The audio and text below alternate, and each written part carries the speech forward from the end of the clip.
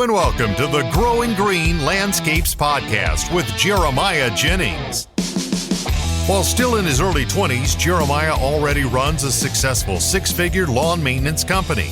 Listen in as he and his guests share the things that have brought them success that can help you in your business. As a young entrepreneur in the green industry, Jeremiah emphasizes the tips and tricks involved in running a lawn maintenance business while discussing the principles applying to all small businesses. If you're wanting to grow, become profitable and professional, you're in the right place. And now, here's your host, Jeremiah Jennings. What's going on, everybody? Welcome back into the Growing Green Landscapes Podcast. This is your host, Jeremiah Jennings. Thank y'all so much for tuning in to another episode today.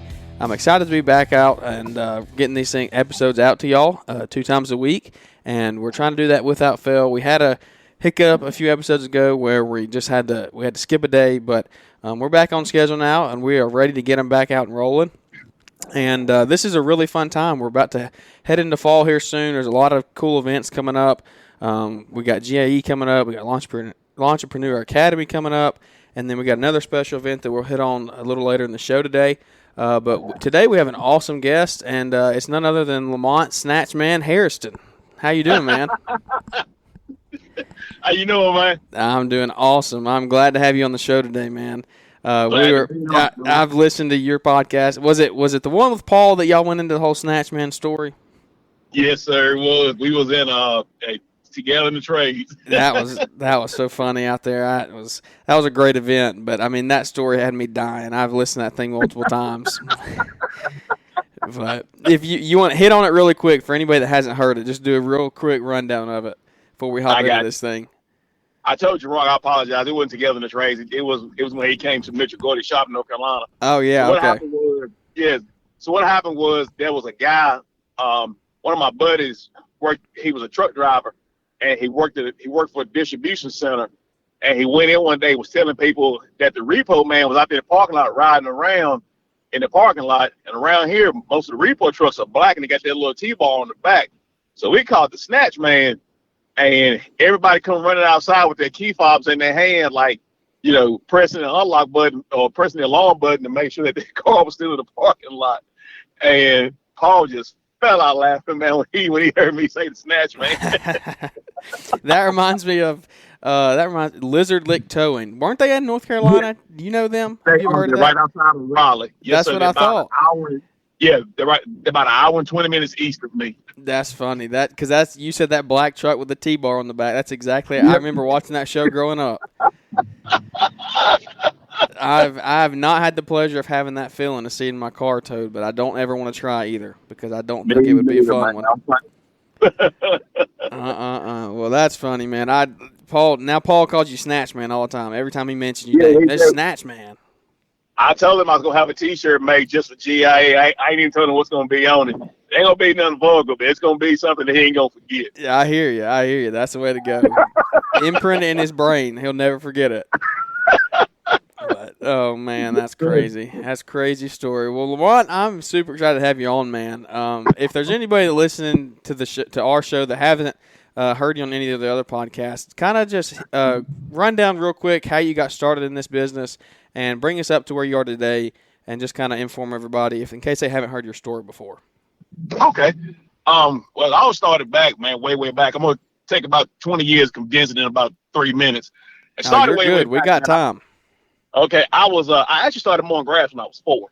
I was one of the tallest 4-year-olds in school. And so my daddy used to let me mow the yard on, with a Craftsman 38-inch ride mower.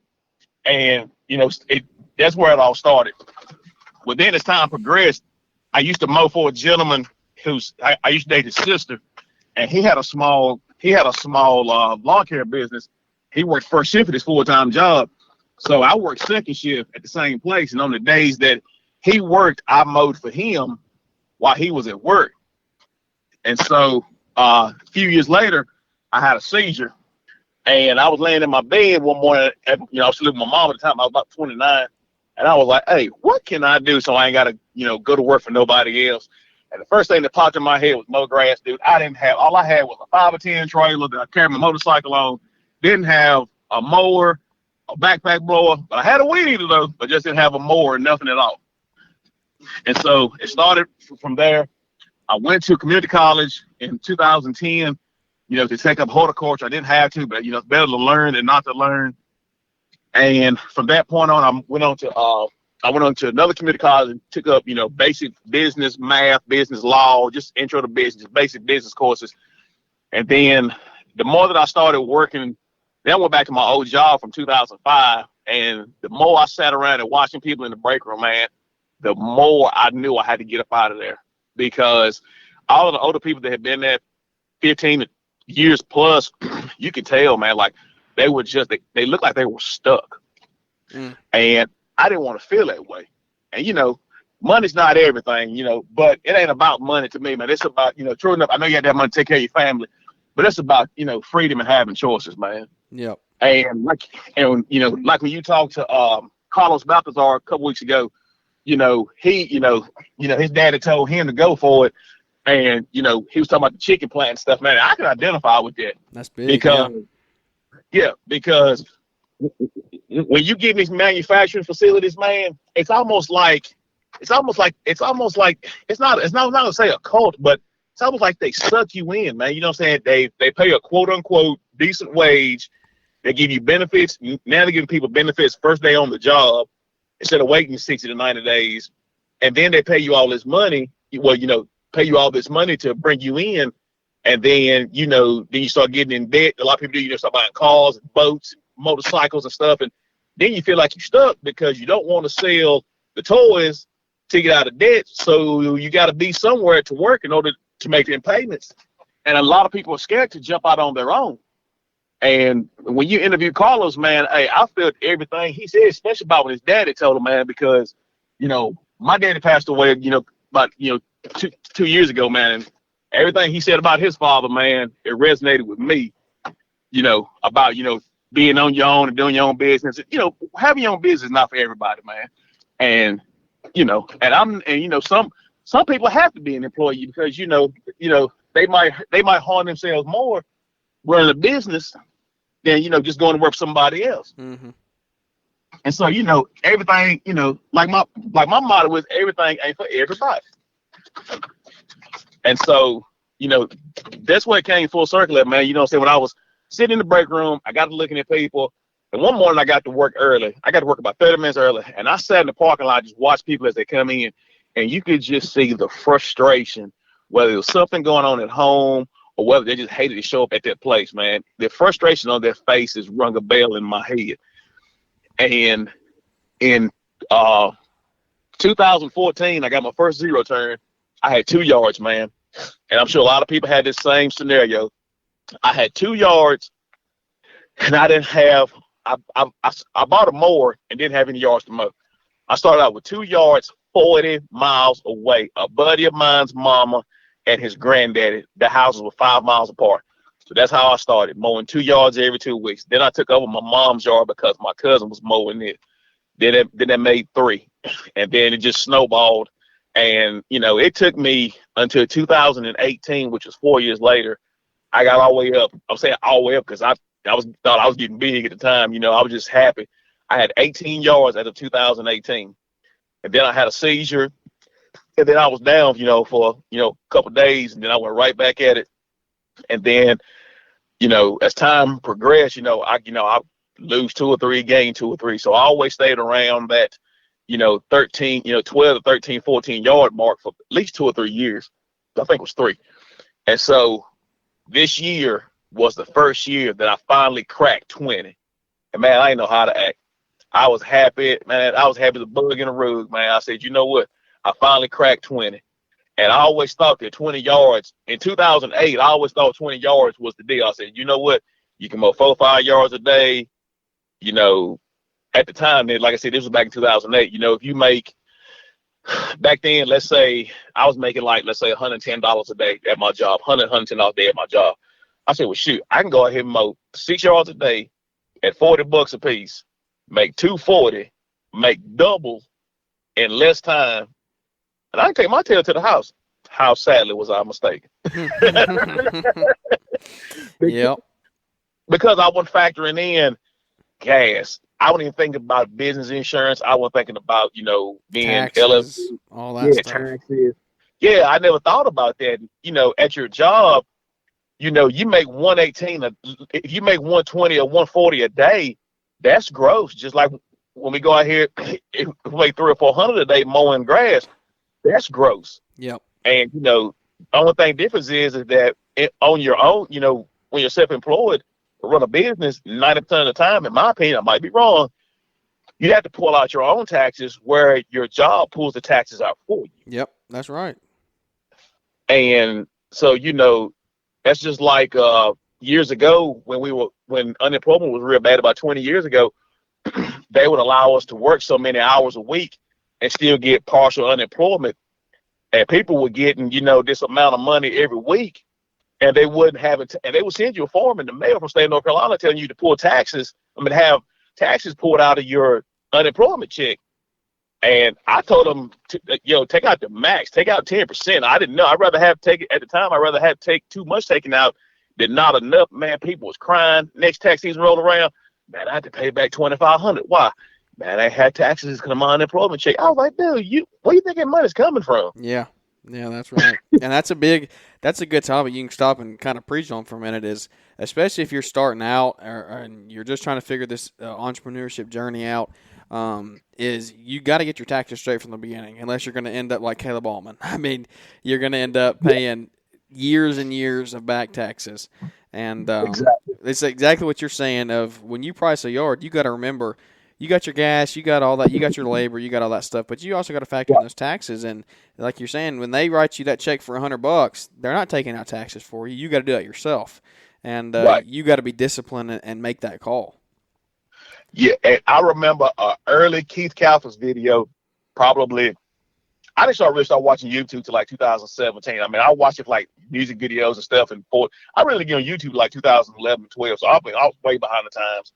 But I really didn't start catching lawn care videos till like probably 14 or 15. And I come across Keith Kalf's video, I think it was in 2017. He said, I forgot who it was, but he said that one of his buddies said, when you make $100, you need to take, on average, he said you need to take 30 of that, put it aside for taxes. Mm-hmm. And take the next 30 and put it, and put it back for something else. I forgot exactly how he put it.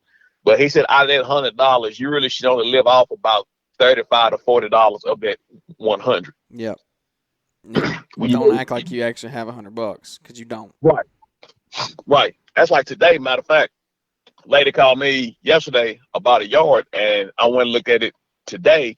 I mean, the yard was cookie cut. I mean, it was literally less than 5,000 square feet, honestly. But she waited till it got out of control, and I guess she waited till the HOA got in her grill about it. And I was like, well, paying me to do is going to be less than a HOA fine. And so I went up and priced it today. And I said, well, ma'am, it's going to be, let's use 100 for an example. I said, it's going to be 100 to get it back in shape. Her eyes got big as I don't know what. I said, ma'am, it's not an every week charge. That's a one-time charge. We weeded everything, get your beds back right, edge your sidewalk, edge your driveway, get everything back tight. And I said, then it'll be $50 a week or $60 a week after that. And she was like, okay. She said, go ahead. She said, well, somebody else supposed to come up here and do it today. But he said his equipment was broke down. I was like, I can come back later on this evening. I had something else I had to do. And she was like, okay, sign me up. I said, okay, then. So I got all her information, name, phone number, address, email, and all that stuff. And I signed her up. And so, I just had to factor in. I said, and another thing, too, that I take into consideration is I quote a higher price most time on the first initial cut because what if it's a one-time cut? Yep. And they want you to come get it back tight, then they might want to do it themselves. And then, I can't afford your price no more. So you wasted your time on a regular price cut when you could have been getting somebody who really wants you to do everything for them or who wants you on a regular basis. Yep. That's big. That's exactly. I mean, that's somebody who's been in the business for a while and is figuring that stuff out. I mean, it's exactly what I do. Somebody calls me and says, "You want a first-time cleanup?" I'll come out and take a look, but you got to look at that thing and expect them. If you're not putting on a piece of paper that they're going to be signing up with you for the rest of the season, you better price that thing accordingly.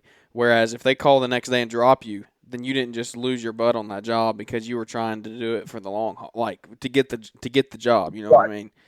Right, because you could have had somebody else, half mile down the road, who really wants you to come every week and take care of them. Take care of their shrubs and their fertilizing and seed. Yep. The fall and the spring. I like the people who ain't got time to do it. That's right. And the best customer that I get, and I don't know how it is for everybody, it might be this way for you, but the best words that I can hear out of a customer is treat this like it's your yard. I know, hey, we're gonna work good together, because that means they just want somebody that is gonna show up, take care of what needs to be taken care of, and they're not gonna ask questions. They're just gonna do it. Exactly. I had one like that last year, and she moved, but yeah, I like those kind of customers, the ones who don't have time to do it, or the ones who don't know how to do it because they're afraid that they might mess up. Yeah. There's two ways you can look at that job you did today. We can take that. You look at it, as you say, and you go off of, you got to price it accordingly in case you don't get it for the rest of the year.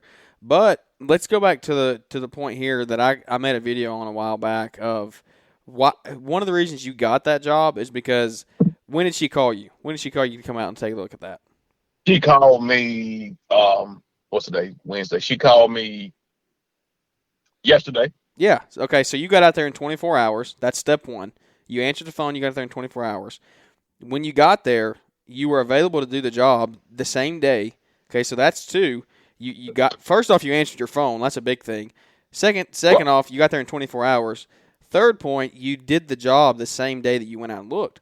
So to her, that is, wow, this guy really cares about his business. He wants to take care of me in my yard, and I want to put him up top and let him take care of my yard. So getting new clients, if you're trying to get those new clients, you're trying to grow your business, you don't realize, Lamont, that you probably do realize this, but by doing that, you could have gotten this could be your best customer for the next 10 years because you showed up and you did that and you cleaned it up the one time, and now you don't know she could be amazing for the next 10 years. But that's true. It's because you did everything right the first time. You answered the phone, you went out, you gave her a good competitive price, but you made it where you made your money, and then you took care of the customer. So that's, if you're out there trying to gain new clients, that's one of my biggest things is just show up, and when you do show up, try to put them up at the top of your list of getting it done as soon as you possibly can. Because when people are like that, they're wanting those one-time cleanup, or not a one-time cleanup, but it needs to be cleaned up sooner than later. They want somebody that can get it done quick. It's not like a landscape install where if you're booked out 3 or 4 weeks, that's okay because that's a bigger job. Right. But that's cool that you did that. You got that client, and who knows what it could turn into, all because you went out there and showed up and was professional and gave her a good quote and worked with her. But that's cool, man. It fires me up hearing people talk about getting new clients like that and just changing their business for the better. Because 5 years ago, you wouldn't have known what to do. You probably would have priced it for $40. I would have just charged her. I would just charge her just for a standard cut. Yep. Because I was trying to get more clients. Like I said at the time, 5 years ago, I only had like probably 10 yards, and all of them were bi-weekly yards. Now I know bi-weekly worked for a lot of people because of your grass type in your area. I understand that. Yeah. But the bi-weekly, like somebody said a while back, what if you get rain for a solid week on that week? Yeah, you're in trouble up there with your cool grasses. Right. So now you're out 3 weeks. All it takes is a 2 or 3 day rain, and then most people let it dry. A lot of people let it dry for a day, so they won't track the yard. We got 1,500 pound machines, but you got 200 or 300 pound man on top of it. Yep. And so you mess around and you wait. Cause I'm telling you, here in North Carolina, all it takes is a 2 day rain sometimes and 2 90-degree days, brother. And it looks like underarm hair. I ain't even lying. You and your analogies. I've never heard anybody like you. You can compare stuff like I've never heard before. But I'm serious, man. Like, yeah, you're right. There was a guy, I can't think of his name. I think it was Will Rice. I might be mistaken. I might be wrong. But I think one guy has like I think 100 properties. But I think they're all bi-weekly. Most of them are bi-weekly. I might be wrong. But it was either him or somebody else that was interviewed on a podcast I listened to. Now, if you got 100 properties bi-weekly, that's cool because you can do 50 a week. Mm-hmm. You know what I'm saying? Yeah. And still have, still be profitable, because I can't imagine more than 100 yards a week. Man, I can't fathom that. Yeah. I ain't saying people can't do it, but, trying to mow 100 yards a week, man, I mean, yeah. That's a lot. Hey, it's hard for me to fathom it. I mean, down where we are, we're down by old Jason Krill here down in Alabama. So we got the warm season Bermuda grasses. We got some zoysia and all that. So we do have a lot of bi-weekly down here. So we have to fill our schedules a little tighter because we're not doing stuff every week. I mean, I try to pick up as many weeklies as we can, but we're on that average of, like you're saying, the 40, 50 yards a week. And that's a lot. Right. I mean, for a 2 or 3 man crew, that's a lot. So it is. I hear you. 100 yards a week, that's kind of mind-blowing. But, hey, there's people that do it. Yeah, and shout-outs to them, kudos to them. I'm not knocking their business model. Yep. On the other hand, I'm not trying to do that. I'm not going to lie to you. Yeah. Hey, you make a good living and enjoy your life. Don't work yourself to death. Yeah, because my wife's been in my tail anyway, man, because I ain't going to lie to you, man. In 2020, I started working at AutoZone because I didn't have anything going on. I had 2 big cleanup. Had about 4 or 5 massive leaf cleanup jobs in winter of 19, early 20. And then I didn't have nothing else going on. So I said, man, I got to get some income coming in. And so I started working at AutoZone about 10 miles away from my house. And so I worked there pretty much all last year while I was still mowing too. So I was still gaining clients while, because in March of last year, they were worried that they were going to potentially shut us down. They didn't. The governor made us, quote unquote, essential. Of course, Michigan's governor didn't. Shout out to Brian and Mike Bedell because, they got shut down for 8 weeks up there. Yeah, I can't even fathom that. I don't even want to get into it. That just makes me mad. Oh, I know. Exactly. Trust me, dude. Trust me. Their governor represents our governor, and I'll leave it at that. Yeah. And so, so I picked up a client last year. A buddy of mine let me take her over because it was too far for him. He didn't have anything in that town. And I'm trying to grow in that town. And so he said, well, look, he let me start taking care of her. And I ain't gonna lie, first service was kind of raggedy. I was trying to get out there and get it done. And, I said, look, if you're not satisfied, let me know. I said, look, give me one more time. If it ain't right, we'll cut ties. The second time I cut it, she absolutely loved it. And from that point on, she said, do what needs to be done. Let me know how much it is, and we good. She said, if it's over a certain amount, first, first follow up with me, then I give you the green light, go ahead and do it. And she was so worried because she could call me all that day. It was March 27th. She could call me all that day. She said, Lamont, you sure you going to make it? Because they said they was talking about shut everything down Friday at 5 o'clock, like all the non-essential business. And so I got to her house at 4:30. She was sweating bullets, man, because her yard is the most pristine on her block. When I tell you for real, like my buddy had it tight. And so she wanted to keep it that way. And so I got there, I got it cut, and she was happy the rest of the year. But yeah, man, so like I said, I was working at AutoZone, and I was trying to steady mow. I was mowing, like, I think I had 15 or 16 last year. And then when AutoZone started cutting our hours because due to COVID, because we started closing early, I took a part-time job at a convenience store in the shopping center behind the AutoZone. So on Tuesday, Thursday, and Saturday, when I work at AutoZone, I would work till 2 o'clock. And then I would go to that grocery store and work from 2 to 7, 2 to 8, doing the truck. They would unload the truck. All I have to do was just stock the freezer. All I did was dump the freezer box, and I would roll out. It'd take me like 2 hours, 2 to 3 hours to do the freezer box, and I would leave. I was trying to make up that AutoZone money, but at the same time, I kind of put my lawn care business, like, it's gonna be right there. It's fine. In my mind, I want to grow it, but I'm not physically actively trying to grow it. Yeah, I was doing social media, but I really wasn't physically out there like beating the ground. And I think I said on Paul's podcast, the last one he did with me, we was with Mitchell's, I ordered 2,500 postcards in February of 19. They sat in my house for 2 years. I think I passed out 20 of them in 2 years because my daddy died January 31st. those things showed up in the mail 2 weeks later. Mm. Dude, I was not in no frame of mind to be passing out no cards. Yeah, for sure. Yeah, so I look at them, I'm gonna put them out. I look at them, I'm gonna put them out. And then one day I finally got the courage. About 2 months later, I said, you know what, I'm gonna go do this. So I went to this neighborhood, passed out like 20, didn't get no calls. I got frustrated. And I said, you know what? I said, you gotta do more than 20. So then I got to listening to people and listen to people. And somebody said, if you, for everything that you put out, you get a 1 to 2% return on average. So if you put out 100, 1% of 100 is 1. Yeah. Yeah. And so, so I just kept sitting there thinking, and then Mitchell was like, I showed pictures to him. He was like, if anything gonna pass themselves out. Man, when he told me that, I got mad at myself because, I said, you're not hurting nobody but yourself. And so me and my wife got together and she ordered 1,000, like the little plastic things that the newspapers go in that they hang on your mailbox. Yeah, yeah. She ordered 1,000 of them from Amazon. Me and her sat up. She come home one night from work.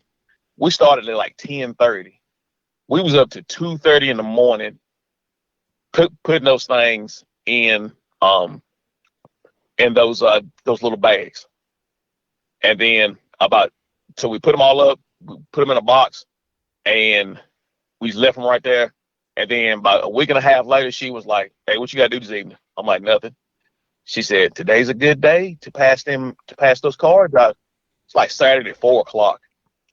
I was like, all right, so let's go. So we got in my truck and me and her, there's a certain route I'm trying to get in. There's on this one stretch of road, Highway 150 in Kernersville, there's a bunch of neighborhoods, man. The houses are like 375 to 700,000. And there's probably 12 neighborhoods within like a 6-mile stretch.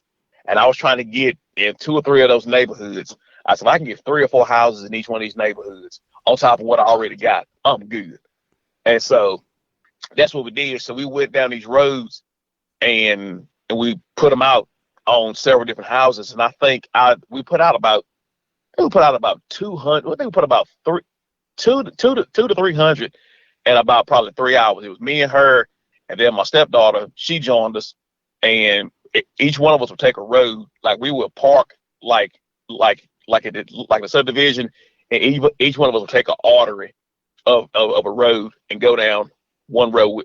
At the road circled around, then we would go in the cul-de-sac and come back out. So we done that, and I think I got 2 calls off putting those out. Well, then I told her about EDDM. A lot of people said it don't work, but I said, you know what? You don't know if you don't try. So, and on EDDM, I don't know if a lot of people know this, but you can pick what route that you want to be in. The town I live in has 6 mailing routes. The town I'm trying to grow in has 34. And on EDDM, it tells you the average size house, the average size household, and the average income in those mailing routes. Out of those 34 mailing routes, 6 of those mailing routes had average incomes of 6 figures or more as a household income on average.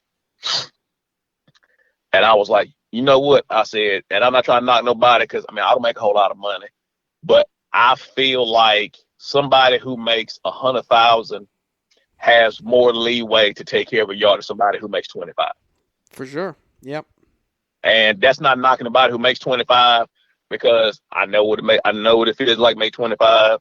And, I probably wouldn't want to take care of my yard either because, a lot of people are scrambling and scraping, on 25 because they got a lot of overhead and stuff.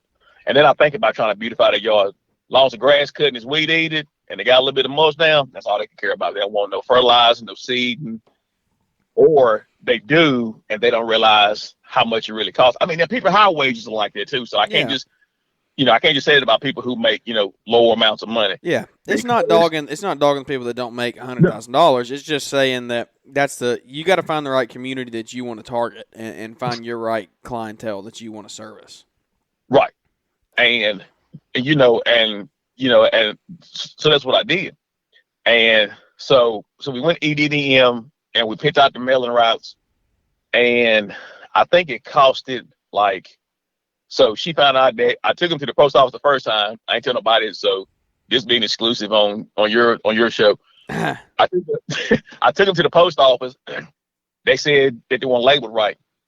So my wife got in contact with the president of the EDDM department. I don't know if it's just in the state of North Carolina. I think it was, because he called from a North Carolina area code. He called me, then he called her. He told her everything she needed to do. She orders 2 stamps. She orders a postal service stamp from Vistaprint and some other kind of stamp, like pre-sorted mail or something. It's a 2 little squares that be up in the corner of a mailer. Mm-hmm. And we sat there and stamped 1,500 of those cards in about 3 hours. And we put them in bundles of 50 and bundles of 100. And I took him to the post office, and he said mailers need to be a certain size, and mine were 5 by 7, and I think a standard mailer is 6 by 8 or 6 by 9. And he said for this one time, he said he will let it slide. And so I think it costed like $275 to send out 1,500 EDDMs. And I think out of those 1,500, I think I had 10 to 15 calls, which is 10%, was actually that's 1%. I can't, my math ain't good, dude. No, I hear you. Yeah, and so I think out of those 1,500, I think I had 15 or 20 calls. I had like 100 looks on my Google My Business page. I think I picked up 5 out of those 15. Now on the flip side of that, I picked up one lady. It was a one-time job. She wanted me to, I think I did an Instagram video. She wanted me to come and do her bed edging. She's wanted her beds edged, and she wanted me to do a bed edging around an existing bed in front of her house, but she wanted me to make the bed edge a foot wider than what it already was. And so for the price of what we paid for the EDDM, that one bed edging job paid for that plus $100 on what it cost it to send those out. Yep. And so I told my wife, I said, well, look, I said, we got our money back right there. And then and then you still gained what? 5? You said you gained 5 customers out of that? Yes. Yeah. So I mean, and you look at it, it was an investment if you just spend the $275. Yeah, no doubt. Especially if you're starting out and you're like, man, how do I gain customers? How do I do this? $275 is a lot of money. But look how much time you saved. Yeah. Not having to walk up and down the streets. Right. And that's why I said, a lot of people say it don't work. A lot of people say it does work. And I'm like, you know what? You can't knock it till you try it. Exactly. And I don't know, you have to check with your local government. But in where we are down here it's illegal to put anything on a mailbox. Even if I know it's illegal. A lot of people say it's obviously illegal to put stuff in your mailbox, but even here you can't even put it on the mailbox. So now, I called a post office near me, and they said that you can put it. Most of the mailboxes in these newer neighborhoods, they have that. Because I guess some of these newer subdivisions here, like all the mailboxes are the same, or they have like a P.O. box style mailbox at the top of the development. Yeah. And so of course you can't slide nothing in there. And now here they said that you can pass out postcards, like you can slide them in people's storm doors or like right in the crack of the hardwood door. Yep. That's not illegal. But most of the little boxes have that newspaper box under the bottom of it. Yeah. Yeah, I'm seeing a lot of that in our new developments also. Yeah. And you can put something in that. But now now another thing I factored in too, some of these new mailboxes, they have like this stylish little, I call it like a little clip or whatever. It's like a S, like a S on the bottom of the mailbox that's made into the post. It's almost like a hook. Mm-hmm. And so and we hung a lot of our mailers off of that. So if people come home, I take it and I would take it, put it on a hook, and then kind of twist it so that if it got windy, like the wind would actually have to unravel it for it to come loose and come off the mailbox. It'd have to be an act of God to get it off there. Exactly. It wasn't just going to fall off. Exactly. Because the next day, after I put them out, I rode through in my wife's truck. About Saturday in my truck, I rode through these neighborhoods on Sunday in her truck, and a bunch of them were already gone. You know, I got like people might came outside and got this like Saturday evening mail and might put them off, but a lot of them were gone. You know, there was still some still hanging. You know, people might have been out of town. They might just like, oh heck with it, I'm not worried about it. But I don't know. Yeah. But I mean, like I said, you know, it works, man. You know, so far so good. And I'm still getting calls here and there. Hey, can you do this? Or you this area? Because there's a guy that I have an agreement with in that town. He does one side of the interstate, and I'm trying to stay on my side of the interstate. And anything back my way, he'll refer them to me. Yeah, that's a good working business relationship. Yeah, because he's like, man, he said, I'm full. He said, if you're not in my immediate area, you know, he said, you know, I'm gonna refer you to somebody else out there way. He's probably sent me 10 leads, and I think out of those 10 leads, I probably got like 3 jobs or 3 customers out of those 10. Yeah, that's awesome. You got to have those relationships for when you do. You start scaling down to like your service area, and if you start canceling customers, getting your prices right, you need to have somebody that you can refer them to. That's going to really help your. It's going to really help your. I'm trying to think of the word. Your reputation. It's going to help your reputation with those customers, and just so that way that you don't feel like they don't feel like you're just cutting them off, but you're actually adding value and sending them somewhere else.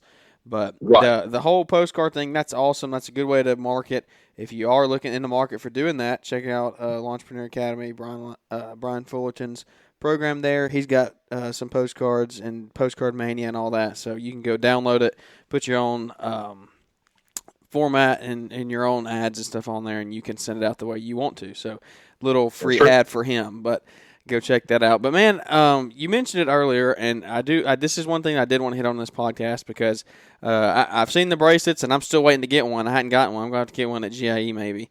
But this is something that it really hits home to me. It's something that is really it's inspiring, and it kind of go into your whole deeper than grass here. Your deeper than grass quote, and this is something that anybody that follows you on social media has seen this on your bracelets, and it's been something that you've been pushing recently, and it's really cool. It's a really meaningful statement. So just kind of hit on that whole deeper than grass thing. All right. Well, it all goes back. You know, when I first started my business, you know, I talked to my dad about a lot of things, and we was going to the beach one year, and my mom and my wife and kids was in one truck. Me and my dad was in mine, and we was going down the road, and I was telling him about things, you know, things going on at my job. You know, I said, but Dad, I said, maybe I'm taking things out of proportion. He's like, no. He said, I worked there for 39 years. He said, I know how they can be there. Speaking of, you know, how the management treated people. Yeah. And I was like, you know, I said, Dad, I said, you know what? This was in 2016. I said, you know what? 16, 17. I said, man, if I can get 25 yards, they can have it. I said, 'cause I can make double, like I told you before, I can make double what I make, and shoot, I can be home by 1:30, 2 o'clock and help take care of my family, and I'm good. And he's like, well, go for it then. And, you know, as time went on up until he left his world, I talked to him about it all the time. And when I had my seizure in 2018, like, I didn't go back to work. Like, the doctor put me out of work for 90 days, and I put me out of work 90 days, and then it was time to go back for Christmas. After Christmas, I was like, you know, I'm about to go and stay after the first of the year. And so he put me out, and I said, Daddy, you know what? I said, man, I don't think I want to go back to work. He said, what you mean? And I said, I really don't want to go back up in that plant, man. I really don't. I mean, I said, Daddy, I'd rather catch a tail whipper from 10 guys than walk my feet and put my feet back in that plant. Mm. He was like, well, son, he said, do what you can do and let the rest go. And he told me one other thing, like I said before, he said, you always remember this. When they give you, you know what, it worked. You tell them you was eating when you came, you'll be eating when you leave. Yeah, I like that. I like that. Dude, don't be a slave to them. Yeah, that set in my mind so bad. When he told me that, I went to work the next day, Jeremiah. I was ready to get fired. Like I went to work just waiting for somebody to say something stupid. Yeah, that's right. Somebody come at you. Yeah, I was waiting, man. I went to work, chest stuck out, man. I was like a straight pin dragging across a balloon, boy. I was just waiting for somebody to get at me, man. Dude, I ain't lying. But that's what it all means. Like I said, talking about the Carlos Baltazar. Yeah. That's what it said, because when he said what he said about his daddy, dude, I was on the mower crying, man, because I know how it feels when your father gives you that blessing. Yeah. To go ahead and do what makes you happy, but have taken your family at the same time. Yeah. And so I actually took the term. There's a rapper here locally. He's a local rapper. He has a song, and in one of his verses, he said, he said what he said, that he was like, it's deeper than rap. And I was like, because he started taking care of his mama, and he done some things he shouldn't have done in his past to take care of his family. And I was like, you know what? It's deeper than grass. And I took that term, man. I just ran with it, man. Yeah, I like it. I like it. Hey, it's awesome. I mean, because it is, and that's something that you're not just out cutting grass for yourself to make a living. Like, that's not what you're doing. You're providing for your family, and it goes back to, like you said, you felt like a slave. And that's, if there's somebody listening right now and you're in that environment of, you feel like you're a slave to the corporate world or the manufacturing, you're in a plant somewhere, like, they don't own you. And that's what you got to realize is, right. Everybody is not meant to be a business owner, like you said earlier. It's not for everyone. That's true. But it is for a lot of people. I think that it was a great option for me. I'm very glad I did it. And it sounds like that your dad gave you some great advice. And as you said, he passed early on. But it's a way to remember him. And that's how Carlos said was Carlos and Eli and all them. There's a bunch of brothers. Right. They lost their dad back, I think, in January of this year or somewhere around there. And yes, sir. And it hits home to them too. And I'm sure there's not that y'all aren't the only two people out there that means. And so I'm sure people listening, hearing that whole deeper than grass thing, it really hits home to me. And I'm sure it hits home to other people because there's just more to it. There's more to it than out there cutting blades of grass and laying some mulch. Right. And like I tell people, man, I said, listen to this. I said, I talk to one of my buddies all the time. I said, look at it like this.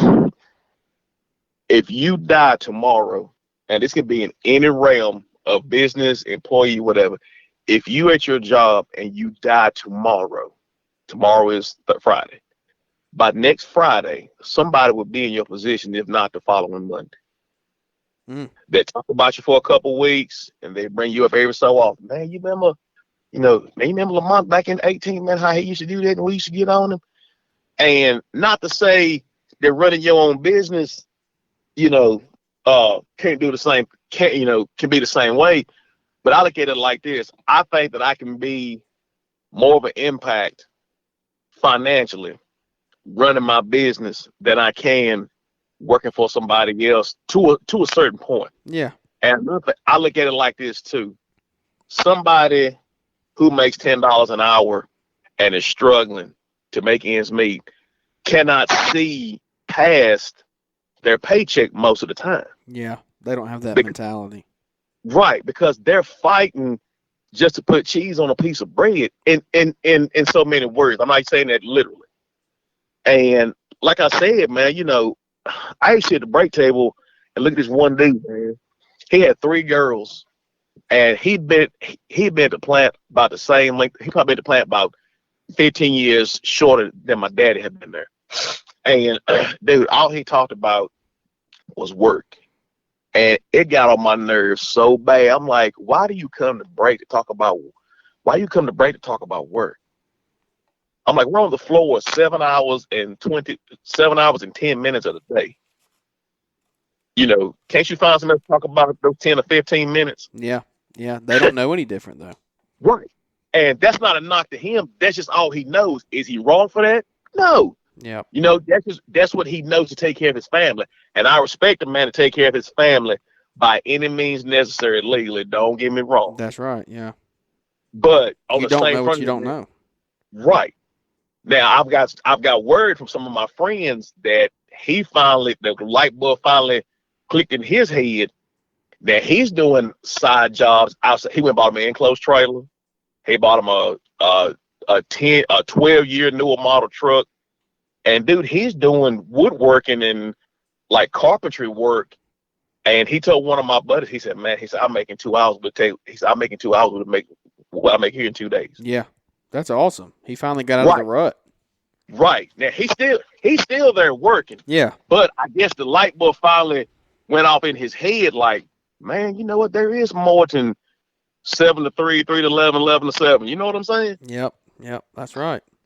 And so I'm happy for him. I hadn't seen him but once or twice since they let me go from my job. But I hadn't seen him but once or twice since. But the last time I seen him, man, he looked happier than I seen him in the past. Well, that's awesome. That's good that he finally the light bulb came on for him and he got to move on. But man, we're going on 45 minutes here. Oh my goodness, this is crazy. This is a great episode. I'm enjoying this so much. But let's move on to little lighter things here as we wrap up.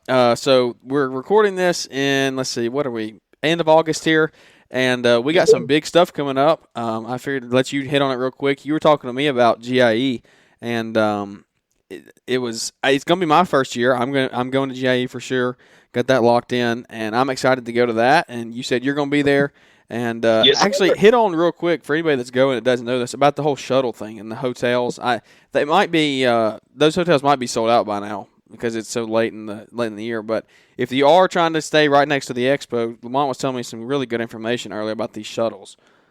If you fly in to the Louisville airport and you stay at a cluster of hotels they call Hampton Inn, True, whatever, if you just Google Louisville Airport Hotel, it'll give you all the hotels in that cluster. It's like 6 or 7 hotels in this monster park. Picture Walmart parking lot and with like 7 hotels in it, like at the very edge, and you park in the middle. And so they carry you. The shuttle runs from the airport to the hotel, and within a 3-mile radius of those hotels, the shuttle will take you anywhere, whether it's McDonald's, Applebee's, the convenience store, the grocery store. They'll take you and drop you off, and when you're ready to come back, you call that hotel back and tell them, "Hey, I'm at such and such. I'm ready to be picked up." And you might have to wait 10 or 15 minutes, but the shuttle will come back and pick you up and bring you back to the hotel. Now, as far as GIE, shuttles run all day, starting at 6 o'clock in the morning, back and forth all day till about 10 o'clock at night. Because, some people have like after parties going on in the parking lot and stuff. Mm-hmm. And so, so the shuttle can run you anywhere back and forth from the Kentucky Exposition Center back to the hotel all day. Okay, if you go back and forth 10 times a day, that's totally up to you. Well, that's cool. So anybody that's flying in and you don't want to rent a car or anything, if you it's going to be a little more expensive to stay in those hotels, I'm sure. But you get that you don't have to rent a car or anything like that because they'll just shuttle you back and forth. So that's something to look into if you procrastinated and you're still looking for hotel rooms. Check those out. And our second event is Entrepreneur Academy. I'm sure you're locked in for that one, right? Yes, sir. I definitely am. Locked and loaded. I hear you. Well, that one, I'm still up in the air on that one. I've got some vacations that are kind of conflicting with that one that were pre-scheduled. So I'm going to try to make it there, but we're just going to see what happens. But then also as we wrap this up, we're going to end this right here at the 47-minute mark, coming on 50 minutes here. So we're actually doing an inaugural event. And if you're still listening to this point, you're going to get to hear about it first on the podcast here. We've made a few social media posts, but we're doing the Signal Green event, and that's going to be in Nashville, Tennessee on September the 18th. It's going to be a little meetup, get-together type thing. It's nothing huge and extravagant, but it is going to be fun. And we're targeting the lawn people, the lawn bros, the landscapers of the South, the Southern region. All these events are awesome. Entrepreneur Academy is awesome. But there are people that can't make it to Michigan. And so we are targeting the Southern people here in the, 2-3 hour away from Nashville mark. If you can make a drive up there, that would be awesome. There's going to be a few speakers that are going to speak. I know we have at least 2 lined up, so come and check that out. It's going to be really fun. There's going to be a lot of giveaways. We're going to give away some big door prizes, actually. I can't speak on that yet. Gotta talk to the other hosts about what we're actually going to decide on. But what I've heard to discuss, it's going to be worth the coming just for that, because there are going to be some good giveaways going into the leaf season. Hint, hint.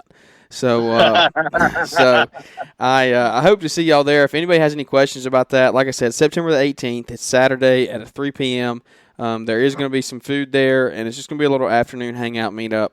We're going to kick this thing off, the first inaugural event, and we hope to continue this in years to come. But Ben Naaman and Eli Baltazar and James Shields, they're the ones heading this thing up, so you can check them out on Instagram. I'll put their tags in the show notes, and you can contact them if you have any other questions. And Lamont, hope to see you there. I don't know. I hope you can make it, but if not, we'll see you at GAE for sure. And this has been a really fun episode, man. You got anything you want to leave anybody with? Yes, sir. Also, I just want to say on the regarding the GIA, I don't know when it's gonna come out. It might be already out. They have an app that you can download to your phone, and you because the expo center is so big, it's like 1.2 million square feet. Like you can actually put 10 super Walmarts inside of GIA. Yeah, that's crazy. And I'm excited to see it. Yeah, and they have an app, so because they have an app so where you can see your favorite booths or your favorite products and whatnot. And you can map out your day if you want to. The way I did it, there's 29 aisles inside of GIA. Last time I counted, 29:30. On Wednesday, I done half the building. I stayed outside all day Thursday. And then I went back inside Friday and finished the other half of the building. That's what I did personally. Well, there you go. Yeah. But like I said, man, I'm telling you, man, it's gonna be eye-opening. You're gonna be like, what in the world? I didn't know about GIE till 2017. Yeah, I didn't know about it. I mean, I'm kind of new to this whole thing. I've been into this whole social media industry, figuring out the Green Industry Expo, all that stuff for about the last 12, 18 months. So I'm pretty new to it, and it got canceled last year, or postponed, as everybody says. They don't say canceled, and everybody says postponed. So got to be politically correct, but it got postponed last year. So I'm excited to go check it out this year, and it's going to be a really fun time. I hope to see some of you that are listening. Hope to see you there and connect with you and stuff. But yes, man, it's going to be an awesome event. I can't wait to see you, hook up with you and everybody else, all the other social media influencers there, and just have a fun time checking out mowers and doing all the fun stuff that we really like geeking out on. Exactly. But, well, man, is there anything else you want to leave anybody with here before we leave? If not, tell us where we can find you on social media, and we can go from there. On IG, Hairston Property Management LLC. I got a small YouTube channel. I got a couple videos. People been in my tail for the last couple of weeks, man. You make another video? I said, yeah, I need to, but I haven't. I've been sandbagging. So hopefully I get one out within the next week, man. But Hairston Property Management LLC on YouTube. I don't have TikTok. Well, I do, but I don't do anything on TikTok. But pretty much Instagram and YouTube. Well, I hear you. That's cool. Go check him out on Instagram. He's got a good following on there. And I hope to link up with you at GIE, man, and grow that YouTube thing now. You can make those YouTube millions like everybody else here. So I'm trying to get me a pack of water, man. That's right. You got to get up to that Essentia price budget. Yeah, so. That's Essentia. That's right. I'm like Paul Jameson. I'm drinking the Laura Lynn. So I don't know. I the great value in the Laura Lynn. That killed me. Man. And the Clover Valley for Dollar General. That's right. I don't know. I can't afford that. They don't sell it in the big enough packs. I got to get the value packs, That Dollar General, they only put it in like the 12 and 24 packs. That's too expensive. Got to get those big 48 packs. So, man, it's been awesome. I'm glad we got to connect tonight and do this thing here late night after long work days. And, man, I can't wait to have you back on here, maybe going into spring or the winter here, and just connect again and talk about some more stuff. There's a never-ending conversation that can be had here. That's true. We're just, like I said, I'm just getting into this stuff. I'm making these friends, building these relationships, and it's an awesome journey so far. So I can't wait to see what the future holds. But you can check them on out on Instagram and YouTube there. You can check us out on Instagram at Growing Green Landscapes. We'll put all this stuff in the show notes. Go check it out. And you can follow all the links straight to the social media sites. But, man, that's going to wrap this one up. I appreciate it, Lamont. Thank you so much, brother. I hear you. Well, man, I appreciate it, guys. I hope you all enjoyed this episode. It was a lengthy one, but, man, there's a lot of value in this one. So if you're still listening at this point, thank you. I'm excited to do this thing. Can't wait to keep doing it going into fall here and get some more guests on. So without any further ado, we're going to wrap this one up, and can't wait to see y'all here on the next episode. Thanks for tuning in to the Growing Green Landscapes podcast. We know you have many other podcast options to choose from, and don't take it for granted that you chose to spend some time with us today. You can connect with Jeremiah Jennings at Growing Green Landscapes on Instagram or use the link in the show description. Don't forget to smash the follow button on the podcast and leave those 5-star ratings and reviews. We hope you crush it in your business and hope to catch you on our next episode.